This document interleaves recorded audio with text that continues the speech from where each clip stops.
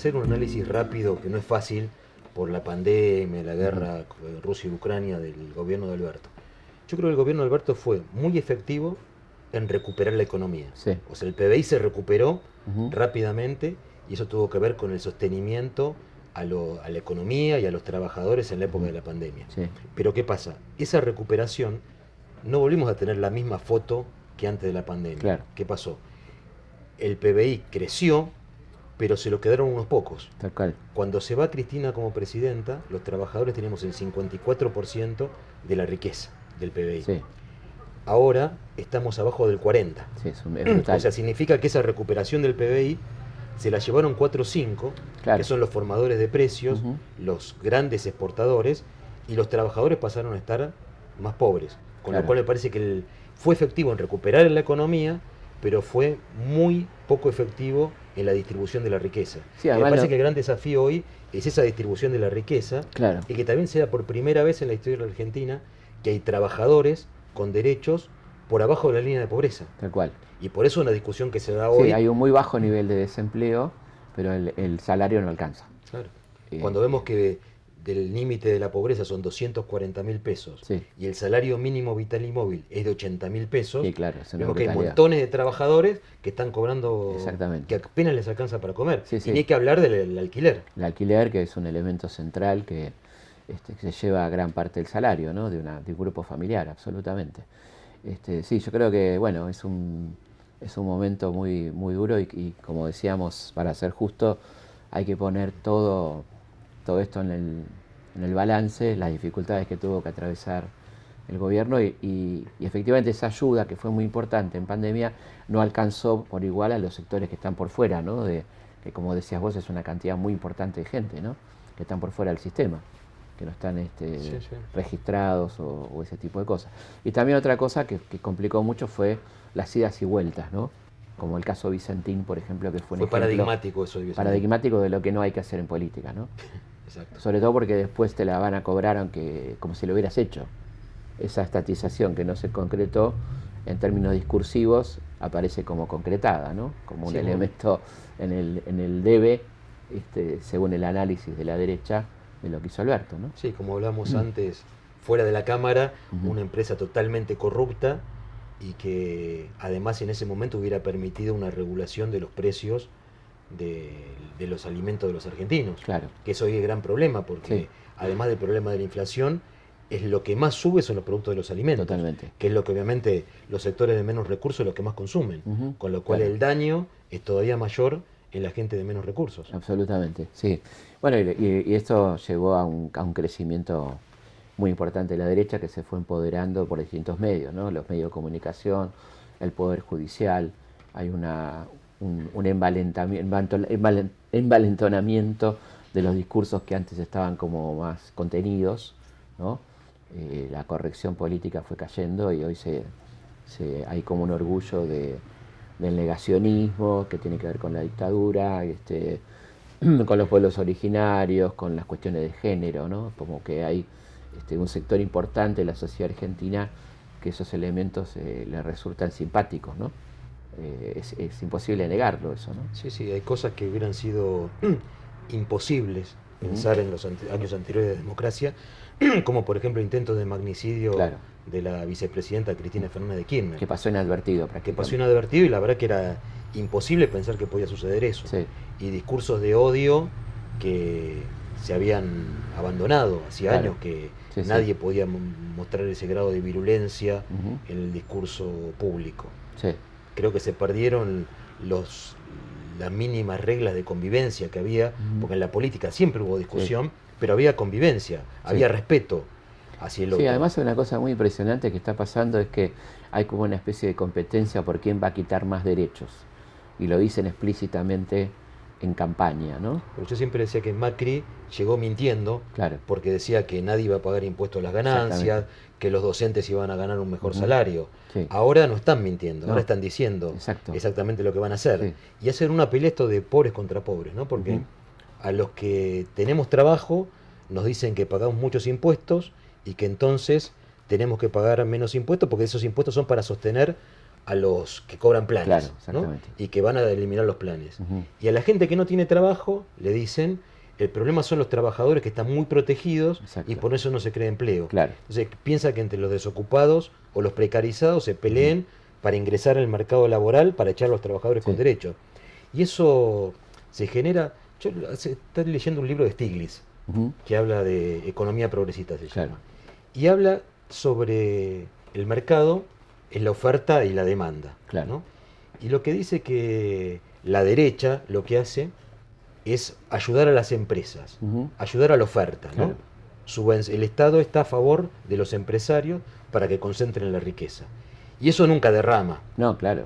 Sí. Y por otro lado, lo que está es un Estado más comprometido que favorezca la demanda. Ujú. O sea, favorecer la demanda es que los trabajadores consuman, Claro. que haya más trabajadores con derechos Ujú. y que esos ciudadanos puedan consumir y la economía crece a partir del consumo interno. Totalmente. Me parece que son los dos modelos en Sí, sí. discusión. Y No además solo en esto que decís Argentina. vos es muy interesante porque termina siendo la pelea de pobres contra pobres, ¿no? O sea, la responsabilidad de que a alguno le vaya mal no la tiene el de arriba, sino el del mismo sector social, ¿no? Claro, claro. Eso está muy bien hecho. Claro. Está muy bien hecho porque terminan creyendo estos sectores populares que la culpa la tiene el par, ¿no? Que en otro momento era el compañero y que hoy aparece como un competidor, como alguien que lo va a perjudicar y demás, ¿no? Se pierde la solidaridad, la fraternidad Claro. entre las clases sociales. Además, bueno, y por supuesto una gran mentira en cuanto a cuánto implica los subsidios a empresas y a sus ganancias protegidas, de lo que implica en los mínimos porcentajes que implican los subsidios a la pobreza, ¿no? A que la gente tenga para comer, que tampoco le alcanza, por supuesto, porque está claro que nadie puede vivir con un plan, ¿no? Sí, sí, claro. Estas son estadísticas que no se divulgan habitualmente y las fantasías que la culpa la tienen los que cobran un plan, ¿no? Exacto, exacto. Está casi instalado esto, ¿no? Sí, sí, sí, es el discurso que se ha instalado desde la derecha. Y también me parece estos dos modelos de país, donde el país agroexportador, que la riqueza se la quedan unos pocos, o el país con desarrollo científico y tecnológico, Claro. ¿no? Que son mucho... Bueno, pongamos, de fíjate los que universitarios, venimos ¿no? discutiendo esto hace 200 años, ¿no? Cuando Belgrano planteaba que los países tienen que transformar la materia prima localmente y no exportar commodities, ¿no? Y seguimos en esa discusión. Discutimos sobre el litio. Discutimos ¿no? sobre el litio. Bueno, claro, esta cosa media ridícula de, bueno, nos salvamos con el litio. Bueno, nos salvamos con el litio en la medida que el litio nos deje lo que tiene que dejar, ¿no? Y no nos arruine en los ríos y todo eso, y que haya un sistema tributario que implique que la producción de litio quede en la mayor cantidad posible en las arcas del Estado y de las provincias, ¿no? Porque si no, se la van a llevar como se llevaron el oro. Acá se han llevado toneladas. Se lo siguen toneladas, llevando. se lo siguen llevando, ¿no? Dejándole al país contaminación y muy pocos recursos económicos a cambio, ¿no? Claro. Y mejor que exportemos baterías en vez de exportar litio. Claro, exactamente. Que Pero bueno, produzcamos, haciendo un saldo de Sí. estos 40 años Sí. de democracia, ¿no? Sí. Me parece que la democracia, obviamente el saldo es positivo, Sí. estamos felices, queremos que siga Por supuesto. este año por muchos 40 años más, y quedan todavía algunos claroscuros Sí. de cosas para resolver. Yo creo que el mejor festejo de los 40 años sería darle contenido democrático a la democracia, ¿no? Que significa, como venimos hablando, lo que sobrevoló toda esta charla es la justicia social como un elemento central de la democracia, ¿no? Sin inclusión social no hay democracia posible, ¿no? Una democracia real tiene que tener incluida a las mayorías, ¿no? Si no es como algo declamativo que consiste en un mecanismo de votación cada 2 años y superestructuras partidarias que no terminan de representar los verdaderos intereses de la gente, ¿no? Que es el peligro que tenemos que evitar, ¿no? Sí, sí, yo creo que, como decía, se avanzó mucho, pero todavía en democracia hay gente sin derechos. Me parece que la democracia sirve, es un modelo político para que la gente esté mejor. Totalmente. Solo sirve para eso la democracia. Claro, si la gente no percibe la diferencia, ahí está el problema. Ahí está el problema. Cuando la gente está tan excluida y tan fuera de lo que sería los beneficios de la democracia, le puede dar lo mismo, ¿no? Si sentir que un discurso autoritario como el de Milei puede ser lo mismo que otro, porque su vida no va a cambiar demasiado, ¿no? Sí, sí, sí, que lo que ha pasado con Bolsonaro, Donald Trump. Exactamente. Pero yo creo que en eso la democracia se avanzó mucho en derechos humanos, Yo digo, por ejemplo, la lucha de las abuelas, Totalmente. que ya se han recuperado más de 132 nietos, Sí. pero quedan 300 todavía Claro. para recuperar. Sí, sí, sí. Eso me parece que es como un balance Sí. de la democracia. Tenemos paritarias, tenemos sindicatos, pero todavía falta que haya Tenemos más un trabajadores con parlamento que derechos. tendríamos que dinamizarlo y que realmente esté más integrado a los intereses populares, pero bueno, pero tenemos un parlamento que es muy importante, ¿no? Cuánto tiempo no lo tuvimos y cuando no tuvimos la posibilidad de tener partidos políticos, sindicatos, representación. Recordemos lo que significa una dictadura, que es la anulación de todo tipo de derecho y toda posibilidad de representación, ¿no? Sí, sí, sí.